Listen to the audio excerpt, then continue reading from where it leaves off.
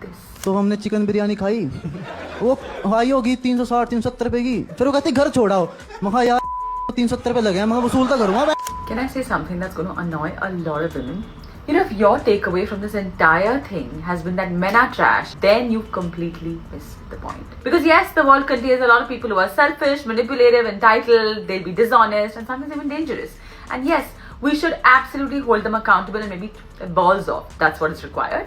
But accountability doesn't teach women how to protect ourselves. And that's the conversation that we should always be having when these kind of things happen, right? Because every time a story like this goes viral, the comments become, all men are the same, men are disgusting, this is why I don't trust men, blah, blah, blah, blah, blah. Okay, now what? Now that you made this conclusion, now what? Where is your power in this story? Because if your entire strategy is waiting for the bad men to become good men, then you are giving away all your power. The better question is, how quickly can I identify these people before they get access to me? Not saying just my body, my time, my energy, my attention, my emotional space. Because here's what we women don't talk about, right? A lot of women are so focused on being chosen that they forget that they also need to choose. And that is dangerous, because terrible men don't walk around wearing a sign that, you know what, I am entitled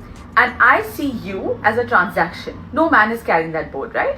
Sometimes these type of men are funny, charming, successful, attractive, all of this. And this is something you discover over time, right? You can't just discover it soon. Which is why discernment is one of the most important skills any woman can develop. Ask yourself, does this person respect boundaries? Does he speak to other women with respect? Does he feel like he's entitled to me? Is he generous only when he's expecting something in return? Do his actions, and this is the biggest one, I wish I knew this when I was younger, do his actions match his words? And do I actually feel safe around him? That's so important. Because the issue isn't whether you go home with him for the first time on the 10th date. The issue is whether you are sharing yourself with someone who sees you as a human being or as a transaction. And I think that's the part we women keep skipping, man. The world will always have weird people. And the question is, have you become selective enough about who gets access to you?